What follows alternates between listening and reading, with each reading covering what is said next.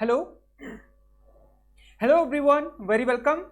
So guys, UGC net GRF paper 1 की हम class कर रहे हैं और अभी हमारा चल रहा है कम्युनिकेशन यानी कि संप्रेषण। गाइस, इससे पहले हमने एक क्लास कंप्लीट कर लिया है।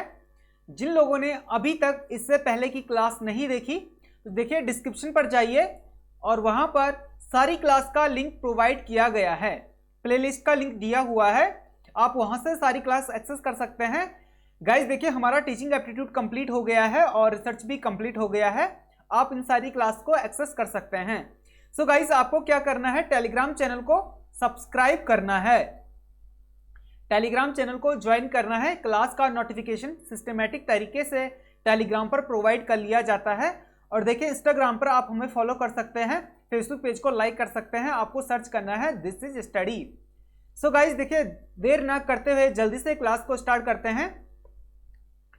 तो गाइस देखिए, कल हमने पढ़ लिया था कम्युनिकेशन का अर्थ यानी कि संप्रेषण का अर्थ, और देखिए संप्रेषण की परिभाषा हमने पढ़ लिया था, कम्युनिकेशन की परिभाषा। आज हम पढ़ेंगे कम्युनिकेशन के प्रकार यानी कि संप्रेषण के प्रकार। तो देखिए गाइस, मुख्यतः जो कम्युनिकेशन दो प्रकार का होता है, एक होता है फॉर्मल यानी कि औपचारिक, दूसरा होता है इनफॉर्मल यानी कि अनौपचारिक। तो देखिए, संप्रेषण कितने प्रकार का होता है, दो प्रकार का संप्रेषण होता है। एक औपचारिक होता है यानी कि इसको कहा जाता है फॉर्मल, और एक होता है इनफॉर्मल। देखिए, जो औपचारिक संप्रेषण होता है ये क्या होता है, किसी टॉपिक पर बात करना, किसी सब्जेक्ट पर बात करना। देखिए, मैं मार्केट में जाता हूं, मुझे अपने दोस्त, अपना जो फ्रेंड है उससे मिलना है, रमेश से। देखिए, रमेश से मिलना है मुझे, तो मुझे पहले से ही मैंने प्लान कर लिया है कि मुझे इस टॉपिक पर बात करना है, मुझे इस सब्जेक्ट पर बात करना है। इसे क्या कहा जाएगा, औपचारिक संप्रेषण कहा जाएगा। किसी टॉपिक पर, किसी सब्जेक्ट पर बात करना, पहले से ही प्लान करके बात करना, उसको औपचारिक संप्रेषण कहा जाता है, फॉर्मल कम्युनिकेशन कहा जाता है।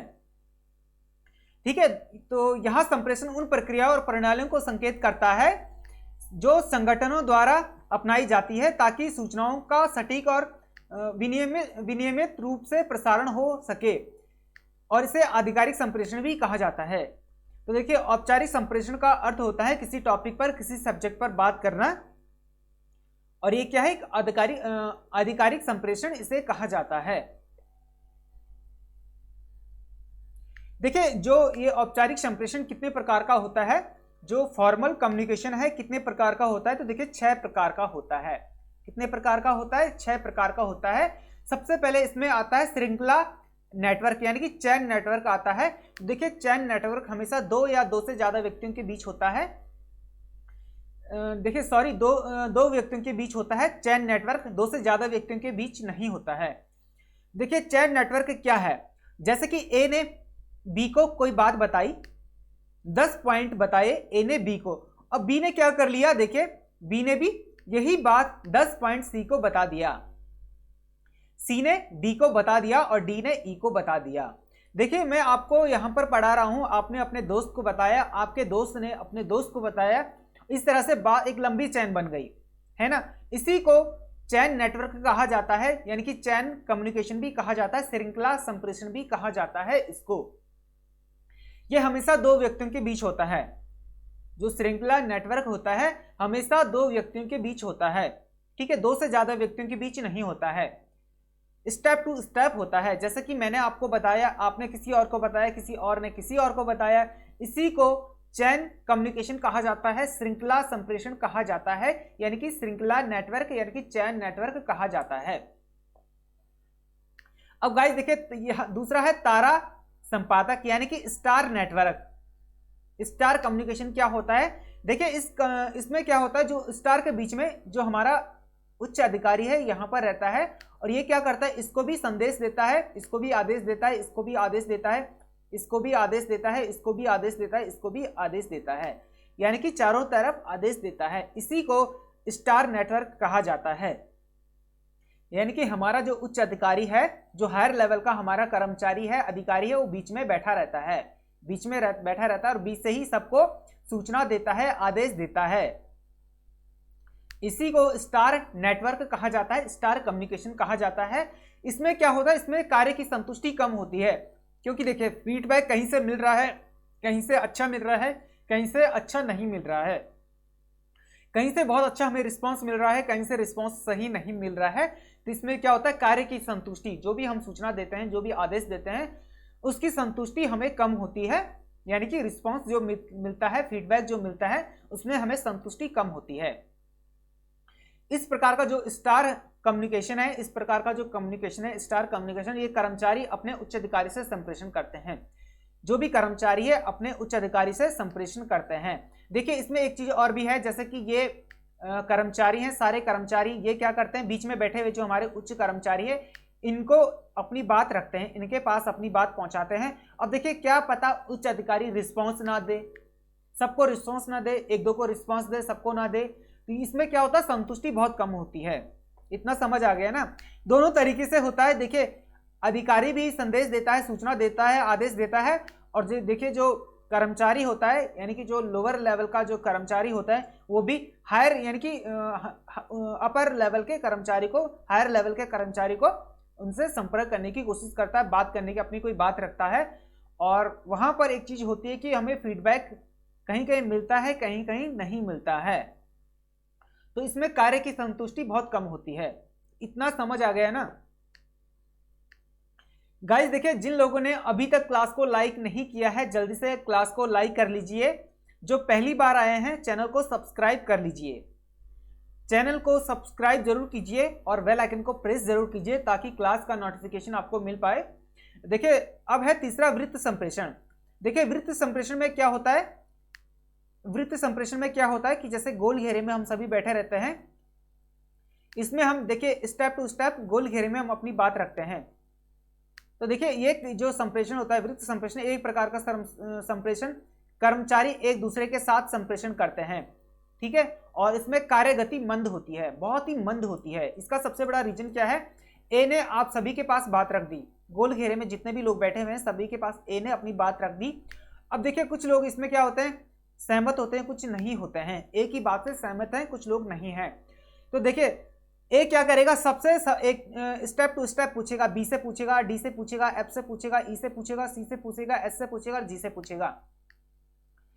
सभी का जो वो होगा, जो फीडबैक लेगा एक एक करके लेगा, सभी का एक साथ नहीं लेगा। एक साथ फीडबैक लेगा तो उसे समझ नहीं आएगा किसने क्या फीडबैक दिया है, कौन मेरी बात से सहमत है, कौन नहीं है। तो एक एक करके पूछेगा। और देखिए इसमें क्या होता है, कुछ लोग सहमत होंगे, कुछ लोग नहीं होंगे, तो इसमें क्या होती, गति बहुत मंद होती है। यदि सभी से फीडबैक लेगा या सभी से सहमति पूछेगा, तो देखिए इसमें क्या होता है, उसे समझ नहीं आएगा कि किसने सही कहा है, कौन मेरी बात से सहमत है और कौन नहीं है। और जो देखिए वृत्त संप्रेषण होता है, ये संप्रेषण मतलब राउंड संप्रेषण होता है, मतलब एक राउंड टेबल पर होता है और एक कॉन्फ्रेंस में प्रयोग किया जाता है, कॉन्फ्रेंस आदि में प्रयोग किया जाता है वृत्त संप्रेषण। जब कभी भी कहीं पर भी हमारा कोई भी मतलब कॉन्फ्रेंस होता है, आपका कोई भी कॉन्फ्रेंस होता है, तो इसी तरह से वहां पर बैठाया जाता है, मतलब गोल वृत्त नेटवर्क में बिठाया जाता है राउंड टेबल पर, और वहां पर कॉन्फ्रेंस किया जाता है और सभी की सहमति स्टेप टू स्टेप एक एक करके पूछा जाता है, असहमति या सहमति एक एक करके वहां पर पूछा जाता है। इसी को वृत्त संप्रेषण कहा जाता है। क्या कहा जाता है, वृत्त संप्रेषण कहा जाता है। अब है वाई आकार का संप्रेषण। देखिए वाई आकार का संप्रेषण ये कहां पर होता है, तो ये विभागों के बीच होता है। जो भी हमारे सरकारी या गैर सरकारी विभाग हैं वहां पर ये वाई आकार का संप्रेषण वहां पर किया जाता है, वाई नेटवर्क कम्युनिकेशन वहां पर किया जाता है, किसी भी डिपार्टमेंट में किया जाता है, सरकारी हो या गैर सरकारी हो। और कभी भी देखिए जो वाई संप्रेषण होता है बढ़ाने के लिए एक योजनाबद्ध तरीके से विकसित किया जाता है। संप्रेषण को बढ़ाने के लिए यानी कि अपनी बात को और आगे बढ़ाने के लिए योजनाबद्ध तरीके से यानी कि प्री प्लान तरीके से डेवलप किया जाता है, विकसित किया जाता है। यह अंतर विभागीय स्तर पर अपनाया जाता है। किसी भी विभाग के अंदर ही इस तरह का संप्रेषण अपनाया जाता है, यानी कि वाई आकार का संप्रेषण विभाग के अंदर यानी कि अंतर विभागीय संप्रेषण इसे कहा जाता है। विभाग के अंदर ही इस प्रकार का संप्रेषण, वाई प्रकार का संप्रेषण अपनाया जाता है और यह बहुत ही ज्यादा प्रभावी होता है। इसका प्रभाव विभागों पर होता है, मतलब अधिक प्रभाव इसका विभागों पर होता है। तो इतना आपको समझ आ गया ना वाई संप्रेषण क्या होता है। गाइस इनको अच्छे से समझ लीजिए, यहीं से आप क्वेश्चंस बन रहे हैं एग्जाम में। देखिए जितने भी लोग दिसंबर एग्जाम की प्रिपरेशन कर रहे हैं सभी के सब क्लास को ज्वाइन जरूर कीजिए, क्लास को कंटिन्यू देखिए, जब भी हमारी क्लास होती है तो क्लास को अटेंड जरूर कीजिए। देखिए क्लास कब होगी कब नहीं होगी, अभी तो हमारी क्लास कंटिन्यू होगी पेपर 1 की, लेकिन जब कभी भी गलती से क्लास नहीं हो पाती है किसी कारण से, तो देखिए टेलीग्राम चैनल पर इन्फॉर्म कर लिया जाता है। इसीलिए कहता हूं मैं टेलीग्राम चैनल को जरूर ज्वाइन कर कीजिए। टेलीग्राम पे सर्च कीजिए दिस इज स्टडी, आपको मिल जाएगा और ज्वाइन कर लीजिए, सब्सक्राइब कर लीजिए। डिस्क्रिप्शन पर जाइए, लिंक दिया हुआ है, आप वहां से भी टेलीग्राम चैनल को ज्वाइन कर सकते हैं। देखिए उल्टा संप्रेषण क्या होता है, उल्टा संप्रेषण ये क्या होता है, तो जो इस प्रकार का संप्रेषण होता है विभिन्न स्तरों के अधिकारियों और अधीनस्थों के मध्य संपर्क और संवाद को सुनिश्चित करने के लिए प्रयोग में लाया जाता है। कहने का मतलब यह है जो उल्टा संप्रेषण होता है, ये जैसे अलग अलग डिपार्टमेंट अलग अलग विभाग के जो अधिकारी हैं, आला अधिकारी हैं, वो क्या करते हैं, जैसे कि अपर अधिकारी क्या करते हैं, हायर अधिकारी से बातचीत करते हैं, उनसे संवाद करते हैं, उनसे संपर्क करते हैं, इसी को उल्टा संप्रेषण कहा जाता है।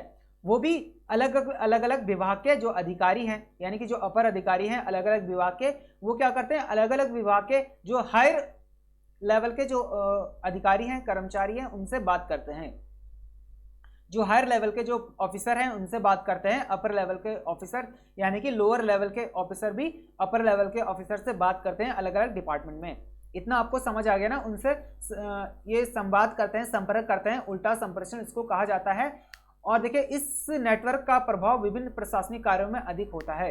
देखिए उल्टा संप्रेषण, इस संप्रेषण का प्रभाव बहुत सारे अलग अलग विभागों में अलग अलग प्रशासनिक अधिकारियों के साथ किया जाता है और अलग अलग प्रशासनिक विभागों में यह संप्रेषण प्रयोग किया जाता है और ये बहुत ही ज्यादा प्रभावी होता है। तो इतना आपको समझ आ गया ना उल्टा संप्रेषण क्या होता है। अब देखिए सभी मार्ग नेटवर्क यानी कि ऑल चैनल नेटवर्क कहा जाता है इसको, ऑल चैनल नेटवर्क। देखिए सभी मार्ग नेटवर्क यानी कि ऑल चैनल नेटवर्क। देखिए इसमें क्या होता है, किसी भी व्यक्ति, देखिए किसी भी व्यक्ति से कोई भी व्यक्ति किसी भी व्यक्ति से कहीं पर भी बात कर सकता है, अन्य व्यक्ति से बात करने की सुविधा होती है और इसमें प्रेरणा अधिक होती है, लेकिन नेतृत्व बहुत कम होता है। देखिए ऑल चैनल नेटवर्क में क्या होता है, सभी मार्ग नेटवर्क में क्या होता है, कोई भी जैसे कि कोई ए ऑफिसर रैंक के अधिकारी हैं, कर्मचारी हैं, मतलब कि हायर लेवल के ऑफिसर हैं, हायर लेवल के कर्मचारी हैं। ए क्या करता है, देखिए ए ई से भी बात कर रहा है, डी से भी बात कर रहा है, ई देखिए ई क्या कर रहा है, बी से बात कर रहा है, बी क्या कर रहा है, सी से बात कर रहा है।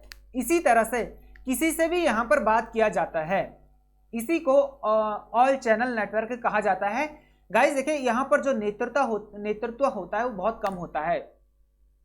कैसे होता है कम, देखिए जो ए है, जो हमारे हायर लेवल के जो ऑफिसर हैं, इनका नेतृत्व बहुत कम होगा क्योंकि ये सभी से बात कर रहे हैं। ठीक है, तो देखिए ए देखिए अपर लोअर लेवल के ऑफिसर से भी बात कर रहे हैं, अपर लेवल के ऑफिसर से भी बात कर रहे हैं। तो यहाँ पर क्या होता है, वही फीडबैक वाली बात आ जाती है यहाँ पर कि फीडबैक रिस्पॉन्स कहीं पर सही मिलता है, कहीं पर नहीं मिलता है, कहीं पर बिल्कुल भी रिस्पॉन्स नहीं दिया जाता है, नहीं मिलता है। तो इसीलिए यहाँ पर नेतृत्व बहुत कम होता है ऑल चैनल नेटवर्क में। तो गाइज ये आपको समझ आ गया ना। अब देखिए ये अभी तक जो हमने पढ़ा है, ये हमने पढ़ा था फॉर्मल यानी कि औपचारिक संप्रेषण हमने पढ़ा था। गाइज देखिए औपचारिक संप्रेषण को अच्छे से समझ लीजिए, अच्छे से पढ़ लीजिए औपचारिक संप्रेषण क्या होता है, और अभी हम अनौपचारिक को पढ़ेंगे। वेरी मोस्ट इंपॉर्टेंट है गाइज। देखिए संप्रेषण के प्रकार, कम्युनिकेशन के प्रकार बहुत ज्यादा इंपॉर्टेंट है, इनको अच्छे से पढ़ लीजिए और समझ लीजिए। अब हम पढ़ेंगे इनफॉर्मल कम्युनिकेशन यानी कि अनौपचारिक कम्युनिकेशन। देखिए जो अनौपचारिक कम्युनिकेशन होता है कहीं पर भी किया जाता है। कहने का मतलब यह है कि मैं मार्केट गया, यानी कि आप मार्केट गए, आपको अपना दोस्त अनिल मिल गया, आपने सडनली वहां पर उसके हालचाल पूछे और आपने सडनली किसी और के बारे में, अपना जो दूसरा फ्रेंड है, तीसरा फ्रेंड है आपका, आपने उसके बारे में पूछ लिया, यानी कि रवि के बारे में आपने पूछ लिया या अनुज के बारे में आपने पूछ लिया वहां पर कि कैसा है, क्या है, कैसा रवि कैसा है, अनुज कैसा है। तो ये क्या होगा, अनौपचारिक संप्रेषण हो गया, यानी कि सडनली हमने बात की किसी के बारे में, ये अनौपचारिक हो गया, अनौपचारिक हो गया, इनफॉर्मल कम्युनिकेशन इसको कहा जाता है। तो यह संप्रेषण जो इस अनौपचारिक संप्रेषण व्यक्ति संपर्क, गपशप, अन्य सामान्य चर्चा, अनियमित रूप से होने वाले संवाद या संकेत करता है। अनियमित रूप से यानी कि सडनली कहीं पर कुछ भी हमने बोल दिया, वो क्या हो जाएगा, अनौपचारिक हो गया, इनफॉर्मल हो गया। इसमें कोई निश्चित नियम या प्रणाली नहीं होता है। देखिए, कभी भी अनौपचारिक कम्युनिकेशन में कोई भी नियम फॉलो नहीं किया जाता है, कोई भी रूल्स फॉलो नहीं किया जाता है, और कोई भी प्रणाली यानी कि कोई भी प्रणाली या प्रोसेस नहीं होता है अनौपचारिक में। अनौपचारिक हमेशा सडनली किया जाता है। सडनली मैंने यहाँ पर देखिए, मैं यहाँ पर पढ़ा रहा हूँ, सडनली मैं ज्योग्राफी की बात यहाँ पर करने लग गया, तो ये क्या हो गया, अनौपचारिक हो गया। ठीक है, ये क्या हो गया, अनौपचारिक हो गया। यदि मैं पेपर फर्स्ट को ही पढ़ाऊं तो ये क्या हो गया, औपचारिक हो गया। यानी कि मैं आपको आपका सब्जेक्ट पढ़ा रहा हूँ, सब्जेक्टली बात कर रहा हूँ, जिस टॉपिक पर मैं बात कर रहा हूँ सब्जेक्टली बात कर रहा हूँ, ये औपचारिक हो गया। सडनली मैं ज्योग्राफी की बात करने लग गया तो ये क्या हो गया, अनौपचारिक हो गया। देखिए, अनौपचारिक संप्रेषण के उदाहरण में शामिल हो सकते हैं, जैसे कि टीम के बैठक में आप कहीं पर बैठे हैं, टीम में बैठे हुए हैं और आपने सडनली कुछ कह दिया, आपने सडनली कोई एग्जाम्पल दे दिया, उदाहरण दे दिया, तो वो क्या हो जाएगा, अनौपचारिक हो गया। कार्यालय के आसपास चर्चा आदि, ये क्या हो गया, अनौपचारिक हो गया। देखिए, अनौपचारिक संप्रेषण में एक तो सिंगल चैन नेटवर्क आता है। सिंगल चैन नेटवर्क, इसमें क्या होता है, एक लंबी सिंगल चैन पंक्ति में प्रसारित होता है। कहने का मतलब यह है कि देखिए, ए ने बी को बताया, बी ने सी को बताया और डी ने ई को बता दिया, कोई भी बात, तो ये क्या हो गया, लंबी चैन बन गई। क्या हो गया, लंबी चैन बन गई। ए ने बी को, बी ने सी को, सी ने डी को और डी ने ई को, ये क्या हो गई, हमारी एक लंबी चैन बन गई। तो ये क्या हो गया, सिंगल चैन नेटवर्क हो गया। इसमें रिस्पॉन्स या फीडबैक नहीं लिया जाता है। ए को कोई मतलब नहीं है कि बी सी को बताए, और सी को कोई मतलब नहीं है कि सी डी को बताए, डी को कोई मतलब नहीं है कि डी ई को बताए। इसमें रिस्पॉन्स या फीडबैक नहीं लिया जाता है। एक व्यक्ति से दूसरे व्यक्ति तक संदेश पहुंचाया जाता है, इसी को सिंगल चैन कहा जाता है। संप्रेषण अप्रत्याशित और निजी हो सकता है, मतलब ये पर्सनल भी हो सकता है, यानी कि व्यक्तिगत भी हो सकता है और गैर व्यक्तिगत भी हो सकता है, यानी कि सार्वजनिक भी हो सकता है, पब्लिकली हो सकता है, क्योंकि संदेश को बाकी सदस्यों तक पहुंचाने का निर्धारित मार्ग नहीं होता है। कोई भी इसमें कोई मार्ग नहीं होता है, कोई भी रूल्स रेगुलेशन इसमें फॉलो नहीं किए जाते हैं। किसी भी तरीके से आप यहाँ पर संदेश को दे सकते हैं सिंगल चैन नेटवर्क में। और अनौपचारिक में यानी कि जो इनफॉर्मल कम्युनिकेशन है, उसमें कोई भी रूल्स रेगुलेशन फॉलो नहीं किए जाते हैं। ये आपको समझ आ गया ना। अब है देखिए गॉसिपिंग नेटवर्क। गाइस, जिन लोगों ने अभी तक क्लास को लाइक नहीं किया है तो जल्दी से लाइक कर लीजिए, और जो पहली बार चैनल पे आए हैं चैनल को सब्सक्राइब जरूर कीजिए, और अपने दोस्तों में गाइस देखिए, अपने फ्रेंड्स में, अपने दोस्तों में शेयर जरूर कीजिए, ताकि उनको भी मालूम हो कि यहाँ पर पेपर फर्स्ट की क्लासेस की जा रही है।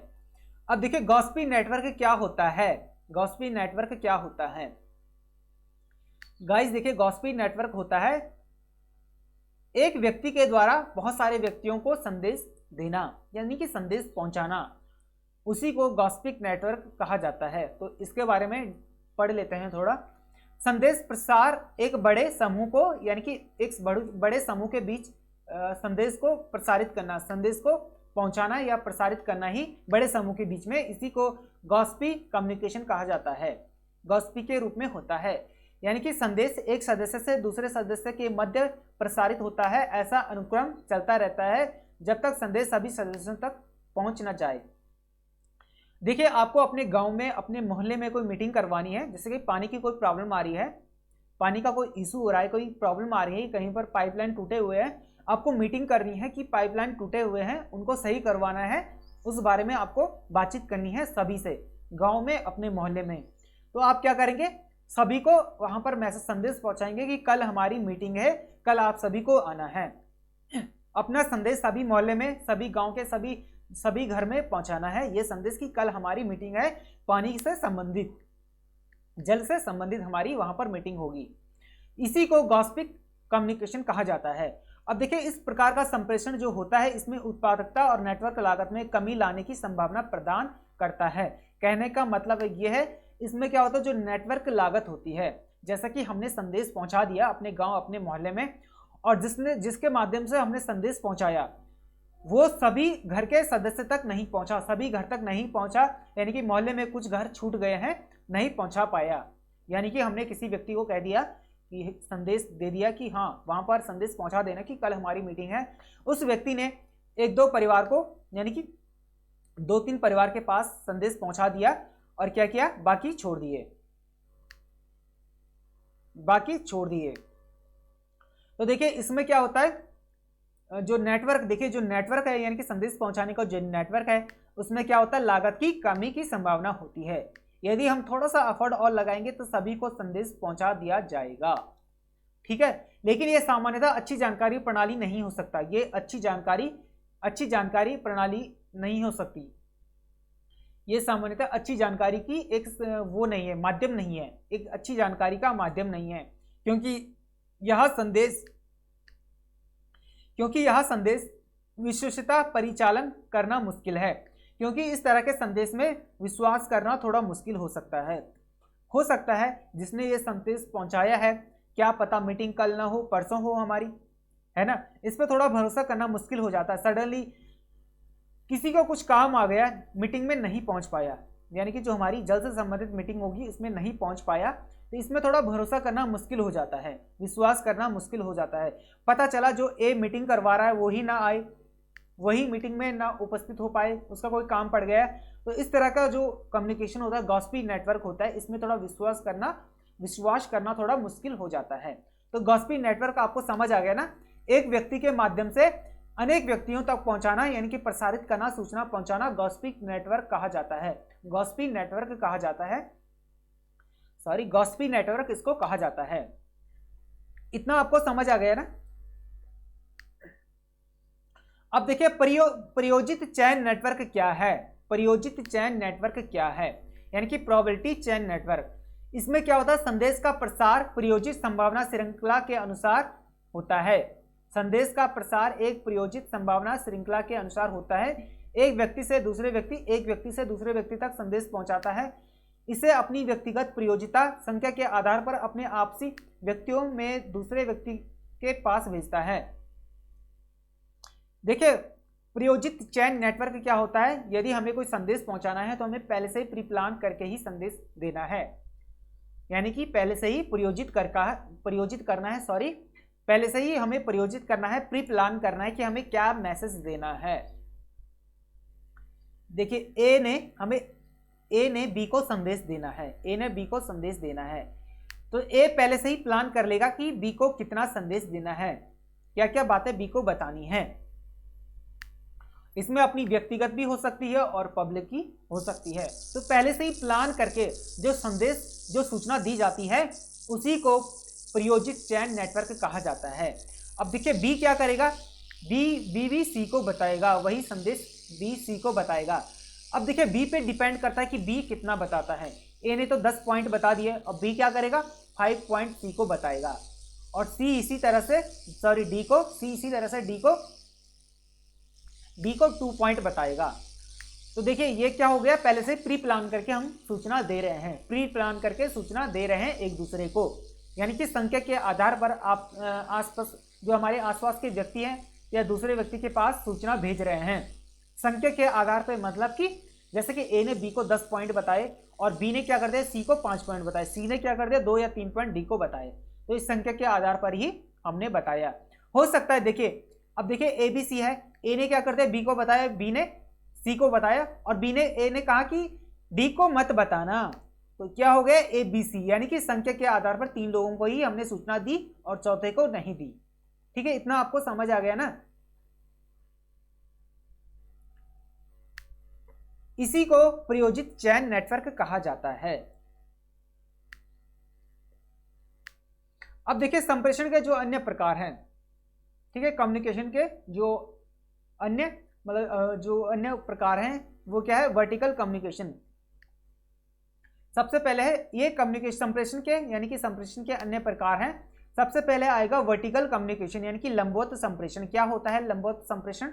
देखिए लंबवत संप्रेषण क्या होता है, ऊपर से नीचे आने को लंबवत संप्रेषण कहा जाता है, नीचे से ऊपर आने को लंबवत संप्रेषण कहा जाता है। ऊपर से नीचे आने को, नीचे से नीचे से ऊपर आने को लंबवत संप्रेषण कहा जाता है। पेन पता नहीं क्यों सही से काम नहीं कर रहा आज। देखिए लंबवत संप्रेषण में क्या होता है, कोई भी हमें संचार करना है, कोई भी हमने बात रखनी है तो नीचे से ऊपर को हम बात रखेंगे। यानी कि जो देखिए यहां पर जो लोअर लेवल का जो कर्मचारी है, ऑफिसर है, वो क्या करेगा, अपर लेवल के कर्मचारी से बात करेगा, ठीक है, बात करेगा। उसके बाद जो अपर कर्मचारी है वो क्या करेगा, डायरेक्टली हायर लेवल के ऑफिसर से बात करेगा। स्टेप टू स्टेप यहां पर बात की जाती है, यानी कि नीचे से ऊपर को।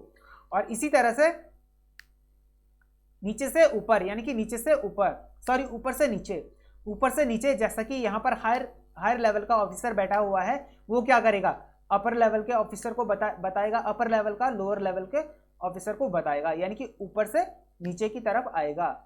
इसको क्या कहा जाएगा, लंबवत संप्रेषण कहा जाता है। क्या कहा जाता है, लंबवत संप्रेषण कहा जाता है।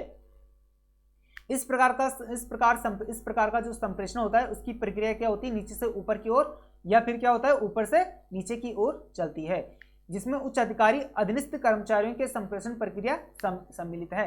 यानी कि जो उच्च अधिकारी होता है वो मध्य स्तर के जो अधिकारी के साथ बात करता है, मध्य स्तर का अधिकारी क्या करता है, निम्न स्तर के अधिकारी से बात करता है। इसी को लंबवत संप्रेषण कहा जाता है। क्या कहा जाता है, लंबवत संप्रेषण कहा जाता है। जैसा कि अध्यक्ष क्या करेगा, जो अध्यक्ष होगा वो अध्यक्ष नीचे की तरफ सूचना देगा। अध्यक्ष, यहां पर अध्यक्ष बैठा हुआ है तो ये क्या करेगा, अपने जो अन्य सदस्य हैं उन तक सूचना देगा, और उसके बाद अन्य सदस्य नीचे तक सूचना देंगे, उसके बाद नीचे तक यानी आम पब्लिक तक सूचना आएगी किसी भी संगठन की। इसको क्या कहा जाएगा, ऊपर से नीचे जो सूचना आ रही है, ऊपर से नीचे, उसको अवरोही कहा जाएगा। क्या कहा जाएगा, अवरोही का कहा जाएगा। गाइस देखिए अधिकतर एग्जाम में क्वेश्चन से पूछा जाता है, जैसे कि मैं एग्जांपल दे रहा हूं, जनसंख्या के आधार पे कौन कौन से राज्य हैं उनको अवरोही क्रम में व्यवस्थित कीजिए। तो अवरोही क्रम क्या हो गया, यानी कि ज्यादा से कम की तरफ, यानी कि ऊपर से नीचे की तरफ, पॉपुलेशन के आधार पे ज्यादा से कम की तरफ, ये क्या हो गया, अवरोही क्रम हो गया। ये एग्जांपल मैं यहां पर दे रहा हूं। इसी तरह से पेपर फर्स्ट में भी क्वेश्चंस पूछे जाते हैं। साक्षरता से संबंधित क्वेश्चंस पूछे जाते हैं, यानी कि किस राज्य में सबसे ज्यादा साक्षरता है, यानी किस राज्य में साक्षरता दर सबसे ज्यादा था या सबसे कम था, इसको अवरोही क्रम में व्यवस्थित कीजिए। तो आपको क्या करना है, ज्यादा से कम की तरफ जाना है। लास्ट में कम आएगा, स्टार्टिंग में सबसे ज्यादा आएगा। इसी को अवरोही कहा जाएगा। इसी को लंबवत संप्रेषण भी कहा जाता है। और देखिए इसमें क्या होता है, जैसे कि नीचे से ऊपर की ओर, ये क्या हो गया, आरोही क्रम हो गया। क्या हो गया, आरोही क्रम हो गया, यानी कि नीचे से ऊपर की तरफ चलते हुए, ये क्या हो गया, नीचे से ऊपर की तरफ चलता हुआ, ये क्या होगा, आरोही क्रम कहा जाता है।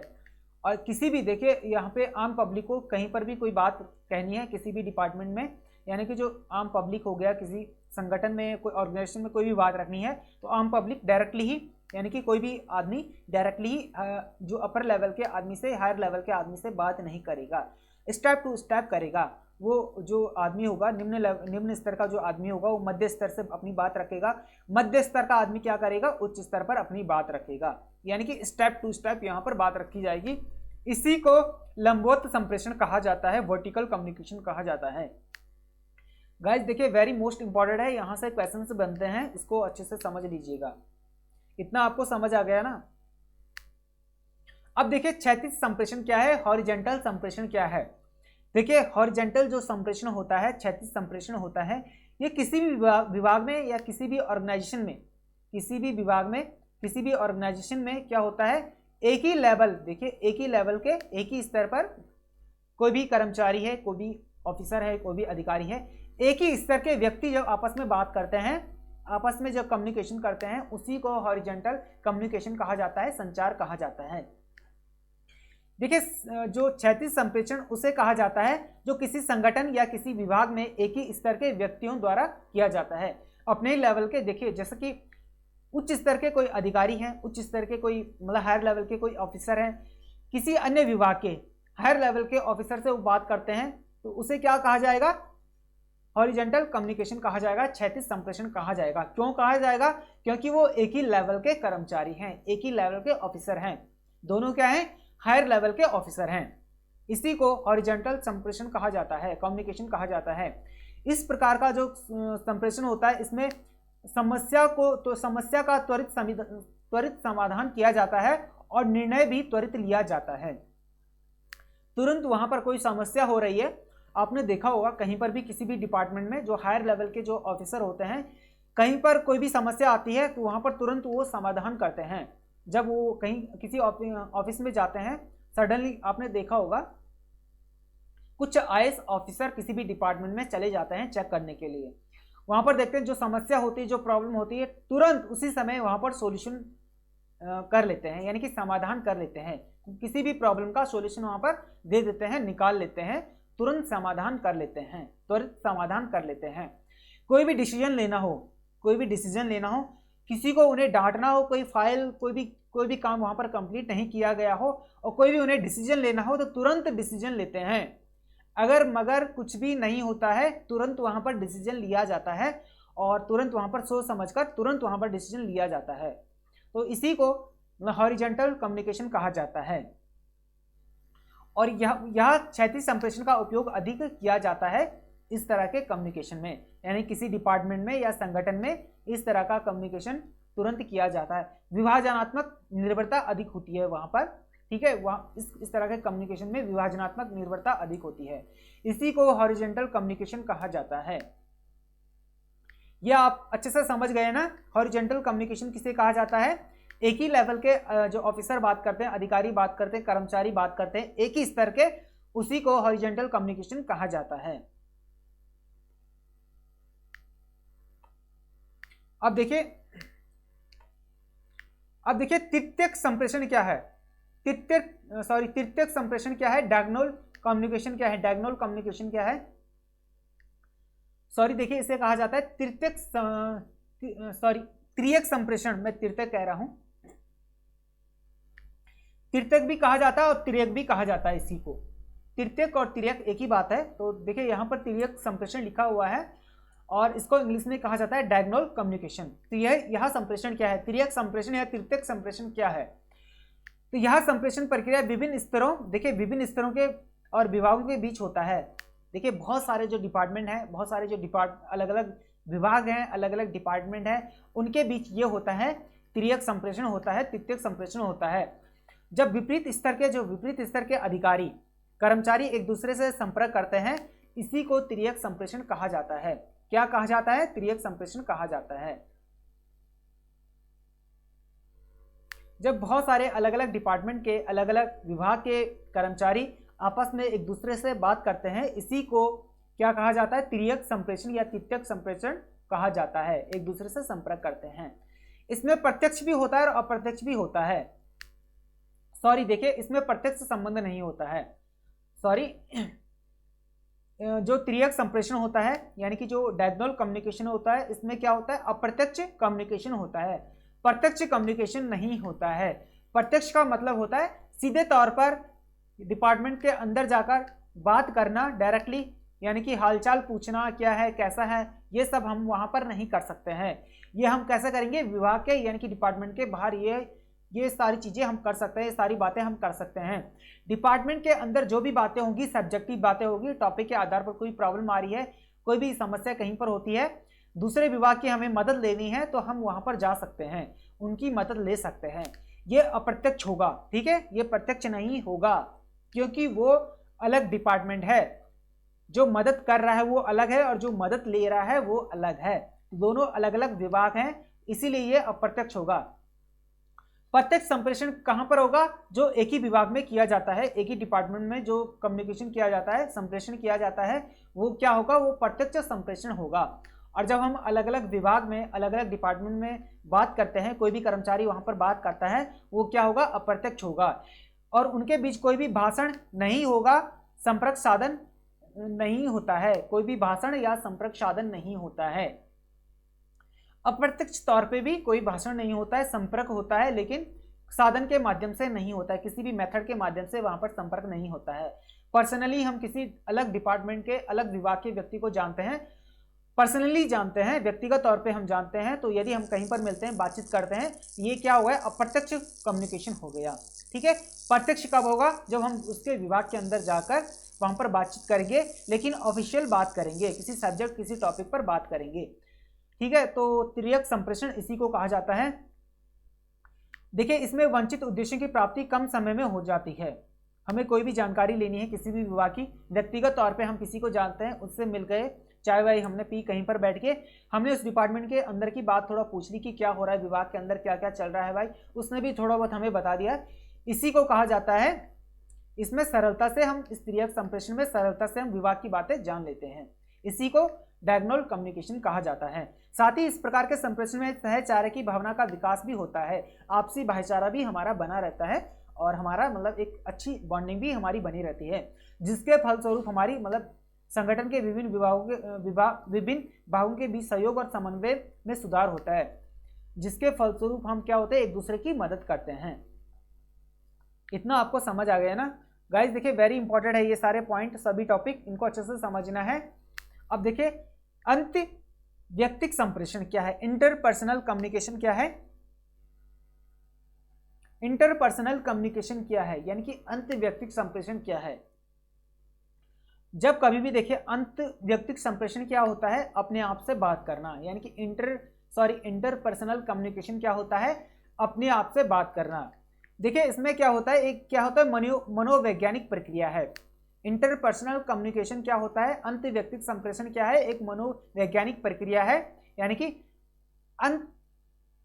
अंतर व्यक्तिगत संचार, यानी कि अंत व्यक्तिगत संचार इसको कहा जाता है। इंटरपर्सनल कम्युनिकेशन को क्या कहा जाता है, अंत व्यक्तिगत संचार कहा जाता है। और ये क्या है, एक मनोवैज्ञानिक प्रक्रिया है, यानी कि स्वयं से बातचीत करना, स्वयं के आत्मचिंतन करना अपने विचारों पे, और विचारों पर आधारित होता है, अपने विचारों पर आत्मचिंतन करना, अपने आप से बात करना। इस प्रकार का जो संदेश होता है, संदेश प्रेषक और प्राप्तकर्ता एक व्यक्ति होता है। मतलब अंत व्यक्तिक संप्रेषण, इंटरपर्सनल कम्युनिकेशन में क्या होता है, एक ही व्यक्ति होता है। यदि हम संदेश भी देते हैं तो अपने आप को ही देते हैं, और प्राप्त भी करते हैं तो अपने आप ही करते हैं। कहने का मतलब यह है, यदि हमारी किसी के साथ कोई लड़ाई होती है, कोई हमें कुछ बोल देता है, हम किसी को बोल देते हैं, तो हमें बहुत गुस्सा आता है, और हम क्या करते हैं, घर आकर वहां पर तो जो बोलना होता है बोल ही लेते हैं, जो हमें करना होता है वो कर ही लेते हैं। अब हमने कितना सही किया, कितना गलत किया, हम घर आकर थोड़ा आत्मचिंतन करते हैं, अपने आप से बात करते हैं, क्या मैंने सही बोला था, क्या उसने सही बोला था, सामने वाले ने। इसी को इंटरपर्सनल कम्युनिकेशन कहा जाता है, अपने आप से बात करना, अपने आप से संवाद करना। इसी को अंत व्यक्तिक संप्रेषण कहा जाता है, अंत व्यक्तिगत संप्रेषण कहा जाता है। इस प्रक्रिया के अंतर्गत मनुष्य अपने आत्मविश्लेषण करता है, अपने आप से बात करके एनालिसिस करता है, आत्मविश्लेषण करता है, दूसरों का व्यवहार का मूल्यांकन करता है, और अपने व्यवहार का मूल्यांकन भी करता है, और समस्याओं का समाधान भी ढूंढता है। क्या करता है, समस्याओं का समाधान भी ढूंढता है। जिस कारण से हमारी लड़ाई हुई है, झगड़ा हुआ है, उसका समाधान भी ढूंढता है, और अन्य ऐसी क्रियाएं करता है। ठीक है, इसी को इंटरपर्सनल कम्युनिकेशन कहा जाता है, अंत व्यक्तिगत संप्रेषण या अंत व्यक्तिक संप्रेषण कहा जाता है। यानी कि स्वयं के विकास और स्वाभाविकता से मदद करता है, अपने आप की मदद करता है। ठीक है, इसी को इंटरपर्सनल कम्युनिकेशन कहा जाता है। ये आपको अच्छे से समझ आ गया होगा, समझ आ गया ना इतना आपको? ओके गाइस, देखिए अब है अंतर व्यक्तिक संप्रेषण, यानी कि अंतर व्यक्तिगत संप्रेषण, इसको कहा जाता है इंट्रापर्सनल कम्युनिकेशन। अब देखिए, इंट्रापर्सनल कम्युनिकेशन क्या है। इंट्रापर्सनल कम्युनिकेशन हमेशा दो लोगों के बीच में होता है, दो व्यक्तियों के बीच में होता है। देखिए, इसको अच्छे से पढ़ लेते हैं। यहां संप्रेषण विशेष रूप से सामाजिक संबंधों पर आधारित होता है। जो अंतर व्यक्तिगत संप्रेषण होता है, ये क्या होता है, सामाजिक संबंधों पर आधारित होता है, यानी कि दो से अधिक व्यक्तियों के बीच होता है, दो या दो से अधिक व्यक्तियों के बीच होता है, विचारों, सूचनाओं या प्रत्यक्ष अप्रत्यक्ष आदान प्रदान के लिए किया जाता है। अंतर व्यक्तिक संप्रेषण होता है जो इंटरपर्सनल जो कम्युनिकेशन होता है, दो या दो से अधिक व्यक्तियों के बीच में होता है। यहाँ पर सूचनाएं दी जाती है, अपने विचारों को दिया जाता है, विचारों को अपना पहुंचाया जाता है अन्य व्यक्तियों तक, और यह प्रत्यक्ष और अप्रत्यक्ष रूप से होता है।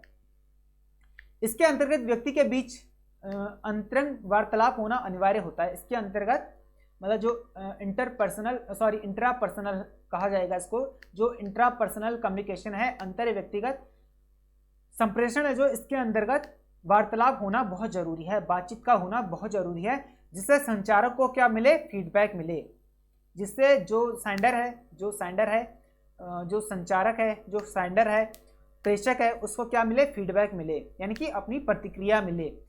ठीक है, इसके उदाहरण देखा जा सकता है जैसे कि साक्षात्कार। आपने देखा होगा जब कभी भी आप पीएचडी का इंटरव्यू देते हैं, वहां पर आपका इंटरव्यू होता है, यानी कि साक्षात्कार वहां पर होता है। वहां पर एग्जामिनर बैठे रहते हैं और आप वहां पर होते हैं, आप क्या करते हैं, अपना साक्षात्कार देते हैं, यानी कि अपना इंटरव्यू देते हैं। जो भी आपके बीच वार्तालाप होती है उसी को क्या कहा जाता है, साक्षात्कार कहा जाता है, इंटरव्यू कहा जाता है। इसमें दो व्यक्तियों के बीच यानी कि दो से अन्य व्यक्तियों के बीच में इंटरव्यू होता है, इसी को क्या कहा जाता है, साक्षात्कार कहा जाता है। जैसे कि नौकरी से संबंधित आप कहीं पर जॉब के लिए अप्लाई करते हैं, वहां पर आपका इंटरव्यू होगा, तो जब आपका इंटरव्यू होगा तो इंटरव्यू लेने वाले बहुत सारे लोग भी वहां पर होंगे, दो से ज़्यादा लोग भी हो सकते हैं, 3-4 लोग भी हो सकते हैं। आप वहां पर अकेले ही, जब आप इंटरव्यू देंगे तो आप वहां पर अकेले ही खड़े होंगे, आप अपना इंट्रोडक्शन देंगे, अपना साक्षात्कार करेंगे, अपना इंटरव्यू देंगे। तो सबसे पहले जो इंट्रापर्सनल कम्युनिकेशन है, सबसे पहले पॉइंट ये याद कर लीजिए, साक्षात्कार। ठीक है, साक्षात्कार। अब देखिए कार्यालय वार्तालाप क्या है, कार्यालय वार्तालाप यानी कि कार्यालय में दो या दो से अधिक व्यक्तियों के बीच संचार के लिए इसका प्रयोग होता है, जैसे कि कार्यालय बैठकों में आपसी वार्तालाप। ठीक है, कार्यालय वार्तालाप में क्या होता है, दो या दो से अधिक व्यक्तियों के बीच ये कम्युनिकेशन होता है, इंट्रापर्सनल कम्युनिकेशन होता है, अंतर व्यक्तिगत संप्रेषण होता है, इंट्रापर्सनल कम्युनिकेशन। तीसरा है देखिए संचार संकलन, यानी देखिए जो संचार संकलन है, पत्रकारों और रिपोर्टरों के बीच जानकारी आदान प्रदान इसी तरीके से होता है, समाचार संकलन के माध्यम से, यानी कि रिकॉर्ड से रखकर किसी पत्रकार को अगर पुराना रिकॉर्ड चाहिए तो वो जिसने रिकॉर्ड रखा है उससे संपर्क करेगा, वो उसको जिसने रिकॉर्ड रखा है वो देगा जिसको जरूरत होगी। इसी को समाचार संकलन कहा जाता है। क्या कहा जाता है, समाचार संकलन कहा जाता है। अब देखिए ईमेल के माध्यम से, इलेक्ट्रॉनिक मेल के माध्यम से व्यक्तियों के बीच संवाद होता है। आपने देखा होगा जितने भी ऑफिशियल लोग होते हैं, प्रोफेशनल लोग होते हैं, ज़्यादातर मेल के माध्यम से अपना मेल आईडी दे देते हैं और मेल के माध्यम से ही वहाँ पर बातचीत की जाती है। बड़ी बड़ी कंपनियों में जब जॉब के लिए अप्लाई किया जाता है तो रिज्यूम कभी कभी मेल के माध्यम से हम रिज्यूम साइन कर देते हैं। जब वो लोग मेल के माध्यम से कोई भी डॉक्यूमेंट्स मांगते हैं तो हम उन्हें रिज्यूम वगैरह साइन करते हैं। अब देखिए सोशल नेटवर्किंग साइट, यानी कि चैटिंग, कमेंट करके, चैटिंग करके, मैसेजिंग करके, इन माध्यम से हम क्या करते हैं, वहां पर कम्युनिकेशन करते हैं, व्यक्तियों के बीच संप्रेषण करते हैं। ठीक है, सोशल नेटवर्किंग के माध्यम से। आजकल फेसबुक, इंस्टाग्राम, बहुत सारी चीज़ें हो गई है, व्हाट्सएप हो गया है और भी बहुत कुछ हो गया है। तो ये क्या है, हमारी सोशल नेटवर्क साइट है, सोशल नेटवर्किंग साइट कहेंगे हम इसको। अब देखिए जनसंचार बहुत ही इंपॉर्टेंट है गाइस। देखिए मास कम्युनिकेशन, जनसंचार इसको कहा जाता है। मास कम्युनिकेशन होता क्या है, क्या होता है मास कम्युनिकेशन? आपने देखा होगा अभी चुनाव आने वाले हैं, नेक्स्ट ईयर इलेक्शन होंगे, और देखिए इससे पहले भी अभी चुनाव हुए थे 2024 में, आई थिंक, सॉरी अभी तो 2023 चल रहा है। जो इलेक्शन हुए थे, मुझे लगता है जो यहाँ पर इलेक्शन हुए थे 2020 में, सॉरी 20 में नहीं हुआ थे, 2021 या 22 में इलेक्शन हुए थे, मुझे एग्जैक्ट डेट याद नहीं है, लेकिन अभी 2024 में लोकसभा चुनाव होने जा रहे हैं। ठीक है, अब आपने देखा होगा 2024 में लोकसभा चुनाव होने जा रहे हैं। इससे पहले के जो चुनाव हुए थे, आपने देखा होगा जब कभी भी आपके स्टेट में विधानसभा चुनाव होते हैं, लोकसभा चुनाव होते हैं, तो क्या होता है, नेताजी आते हैं, अपना भाषण देते हैं और चले जाते हैं। इसी को कहा जाता है जन संप्रेषण, यानी कि मास कम्युनिकेशन। इसी को कहा जाता है मास कम्युनिकेशन, यानी कि जन संप्रेषण इसको कहा जाता है।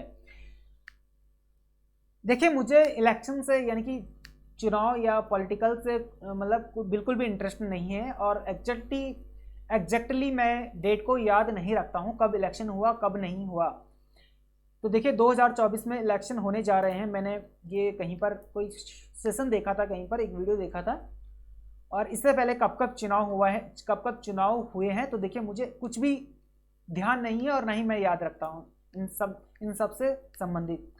तो देखिए इलेक्शन से मेरा कोई भी मतलब मुझे ज़्यादा इंटरेस्ट है नहीं कब चुनाव हो रहे हैं, क्योंकि नेताओं का कोई भरोसा नहीं होता और ना ही मैं ध्यान देता हूँ चीज़ों पे। अब देखिए यहाँ आ जाते हैं, इसको पढ़ लीजिए। जन संप्रेषण, नेताजी आते हैं, अपने भाषण देते हैं और चले जाते हैं। इस प्रकार के संप्रेषण को क्या कहा जाएगा? जन संप्रेषण कहा जाएगा।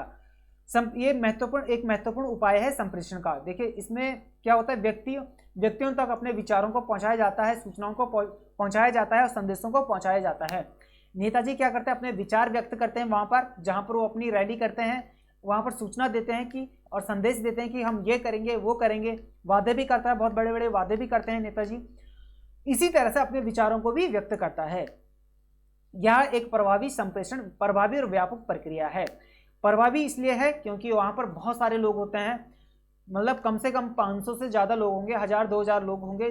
जो जितना बड़ा नेता होगा उसकी उतनी बड़ी भीड़ होगी, है ना। और व्यापक रूप में होगा, मतलब व्यापक रूप में यह संप्रेषण होगा जिसमें लोगों के बीच संवाद स्थापना होती है, जिससे लोगों के बीच क्या होता है, संवाद की स्थापना होती है, यानी कि वार्तालाप की स्थापना होती है और विचारों का आपसी विनिमय होता है। नेताजी क्या करते हैं, अपने विचारों को व्यक्त करते हैं, अपने विचारों को मतलब आम जनता तक यानी कि पब्लिक तक पहुंचाती है।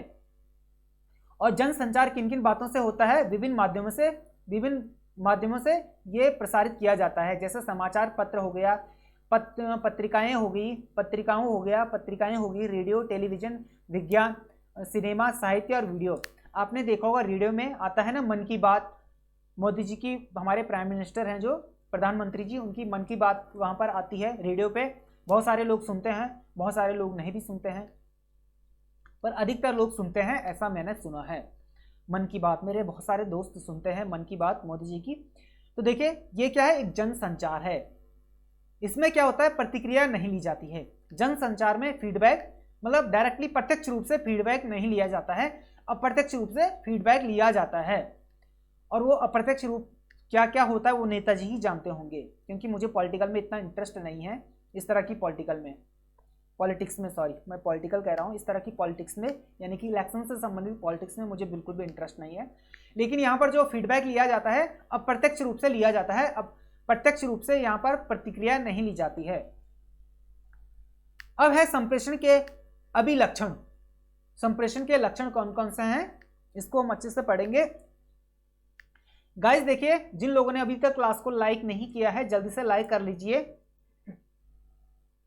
संप्रेषण के अभिलक्षण क्या क्या हैं? Features of communication. तो क्या क्या कम्युनिकेशन के क्या क्या फीचर्स हैं? सबसे पहले क्या है, संप्रेषण होता है क्या, संप्रेषण जो होता है क्या होता है, वन वे और टू वे होता है। वन वे टू वे होता है, यानी कि एक मार्ग और द्विमार्ग होता है, एक मार्गी और द्विमार्गी होता है। कम्युनिकेशन क्या होता है, वन वे और टू वे होता है। संप्रेषण एक तरफा होता है और क्या होता है, दो तरफा भी होता है, जिसमें प्रेषक क्या करता है, अपने विचारों को यानी कि अपना संदेश, अपना मैसेज, अपनी जो सूचना है, प्रेषक यानी कि सेंडर क्या करता है, भेज देता है और प्राप्तकर्ता तक भेज देता है, यानी कि रिसीवर तक पहुंचाता है। रिसीवर क्या करता है, प्राप्त करता है। क्या करता है, प्राप्त करता है। यहां पर क्या होता है, देखिए वन वे में क्या होता है, जो प्राप्त करता है, जो रिसीवर है, वो कभी भी प्रतिक्रिया नहीं देता है, फीडबैक नहीं देता है, संदेश को प्राप्त करता है और अपनी प्रतिक्रिया नहीं देता है। इसी को वन वे कहा जाता है, एक मार्गी कहा जाता है। अब देखिए टू वे में क्या होता है, द्विमार्गी में क्या होता है, जो प्राप्त करता है प्रेषक यानी कि सेंडर, वो क्या करता है, प्रेषक जो सूचना देता है प्राप्तकर्ता को, और प्राप्तकर्ता क्या करता है, अपनी प्रतिक्रिया देता है। क्या करता है, संवाद कर सकता है, अपनी प्रतिक्रिया देता है। उसको क्या कहा जाएगा, द्विमार्गी कहा जाता है, टू वे कम्युनिकेशन कहा जाता है। वन वे कम्युनिकेशन क्या हो गया, वन वे कम्युनिकेशन में क्या होता है, जो रिसीवर होता है वो फीडबैक नहीं देता है। सेंडर ने कोई सूचना दे दिया, कोई मैसेज दे दिया, रिसीवर ने रिसीव कर दिया, बात खत्म, इससे आगे कुछ नहीं मतलब रिसीवर फीडबैक देगा, कोई भी प्रतिक्रिया नहीं देगा, इसको वन वे कम्युनिकेशन कहा जाएगा। टू वे कम्युनिकेशन में क्या होता है, जो सेंडर होता है मैसेज देता है और रिसीवर रिसीव करता है, उसके बाद क्या करता है, रिसीव करके फीडबैक देता है, अपनी प्रतिक्रिया देता है, उसे क्या कहा जाएगा, टू वे कम्युनिकेशन कहा जाएगा। क्या कहा जाएगा, टू वे कम्युनिकेशन कहा जाएगा। अब देखिए दूसरा क्या है इसमें, संप्रेषण क्या है, जो संप्रेषण क्या है, सामाजिक वातावरण से संबंधित होता है, यानी कि जो कम्युनिकेशन होता है सामाजिक वातावरण से, हमारे इन्वायरमेंट से संबंधित होता है। यह संगठन के तांत्रिक और तंत्र का मुख्य आधार है। यह जो कम्युनिकेशन होता है, जो संचार होता है, जो सामाजिक वातावरण से संबंधित होता है, इन्वायरमेंट से संबंधित होता है, ये क्या होता है, तंत्र से आधारित होता है, यानी कि इसमें एक मेथड होता है, एक लेवल होता है और मेथड इसमें प्रयोग किया जाता है। और यह सार्वभौमिक, यानी कि इसे यूनिवर्सल भी कहा जाता है, सार्वभौमिक यूनिवर्सल भी होता है। ठीक है, यूनिवर्सल इसको कहा जाता है। गाइस देखिए संप्रेषण के लिए विभिन्न माध्यम जैसे कि समाचार पत्र हो गया, इंटरनेट हो गया, समाचार पत्र, इंटरनेट हो गया, टेलीफोन आदि का प्रयोग किया जाता है। इसमें क्या होता है, संप्रेषण के लिए, संप्रेषण के जो माध्यम है, मेथड है, कौन कौन से किन किन मेथड से हम कम्युनिकेशन करते हैं, संप्रेषण करते हैं, समाचार पत्रों के माध्यम से करते हैं, इंटरनेट के माध्यम से करते हैं, टेलीफोन के माध्यम से करते हैं, मोबाइल के माध्यम से करते हैं। देखिए, और यह जो शाब्दिक वर्बल भी होता है और नॉन वर्बल दोनों ही प्रकार का मतलब होता है, दोनों प्रकार का होता है, हो सकता है नहीं, दोनों ही प्रकार का होता है, वर्बल भी होता है, नॉन वर्बल भी होता है, यानी कि लिखित भी होता है, मौखिक भी होता है। ठीक है, और इंटरनेट के माध्यम से, मोबाइल के माध्यम से, समाचार पत्र के माध्यम से यहाँ पर कम्युनिकेशन किया जाता है, संप्रेषण किया जाता है। अब देखिए, संप्रेषण के माध्यम से किसी विशेष लक्ष्य की प्राप्ति की जाती है। प्रत्येक संप्रेषक को उत्तेजना का अनुभव होता है। भाई देखिए, मुझे किसी से कोई संदेश, कोई सूचना देना है और मैंने किसी भी माध्यम से सूचना पहुंचा दिया है और उस प्राप्तकर्ता तक, यानी कि रिसीवर तक संदेश पहुंच चुका है, सूचना पहुंच चुकी है और वहां से हमें फीडबैक भी मिल चुका है। तो मैंने क्या कर दिया, जो सेंडर है उसने अपनी लक्ष्य की प्राप्ति कर ली। हाँ भाई, मैंने मैसेज दे दिया था, सूचना पहुंचा दिया था, उसने क्या कर दिया, अपनी लक्ष्य की प्राप्ति कर ली। ठीक है, और देखिए प्रत्येक संप्रेषक जो रिसीवर है उसके अंदर भी क्या होता है, उत्तेजना का अनुभव होता है कि मैंने, हाँ भाई मेरे लिए एक सूचना आई है, मुझे मैसेज रिसीव करना है, ये मैसेज पढ़ना है, देखना है क्या क्या संदेश में दिया गया है, मैसेज में क्या क्या बात कही गई है। और जो सेंडर है उसके अंदर भी उत्तेजना का अनुभव होता है कि मुझे ये सारा कुछ लिखना है और मैसेज भेजना है। तो ये आपको समझ आ गया ना। संप्रेषण एक महत्वपूर्ण संचार साधन है। देखिए, कम्युनिकेशन क्या है, एक महत्वपूर्ण संचार का साधन है। भाई बात करने का, किसी से वार्तालाप करने का, किसी के बारे में जानने का, किसी के बारे में भी जानने का जो हमारा माध्यम है, संचार सबसे मतलब महत्वपूर्ण माध्यम है। क्या है, महत्वपूर्ण माध्यम है। दैनिक जीवन में व्यापक रूप से प्रयोग होता है और दैनिक जीवन में व्यापक रूप से इसका प्रयोग होता है। देखिए एग्जाम्पल यहीं पर है, आप UGC net exam paper first की क्लास ले रहे हैं, तो इसका सबसे अच्छा साधन क्या है, सबसे अच्छा साधन क्या है, संचार। मैं आपको पढ़ा रहा हूं, आप सुन रहे हैं, और ये आपके दैनिक जीवन में और मेरे दैनिक जीवन में भी प्रयोग किया जा रहा है, व्यापक रूप में प्रयोग किया जा रहा है। इतना आपको समझ आ गया ना। देखिए गाइज, आज की क्लास आपकी यहीं तक। देखिए, चैनल को सब्सक्राइब कीजिए और टेलीग्राम चैनल को ज्वाइन कर लीजिए। क्लास का पीडीएफ आपको टेलीग्राम चैनल पे प्रोवाइड कर लिया जाएगा। गाइस देखिए, डिस्क्रिप्शन पर जाना, टेलीग्राम का लिंक दिया हुआ है, या फिर टेलीग्राम पे सर्च कीजिए दिस इज स्टडी, आपको मिल जाएगा। और टेलीग्राम चैनल को जरूर ज्वाइन कीजिए, सब्सक्राइब कीजिए। इंस्टाग्राम पर आप हमें फॉलो कर सकते हैं, फेसबुक पेज को लाइक कर सकते हैं, सर्च करना है दिस इज स्टडी।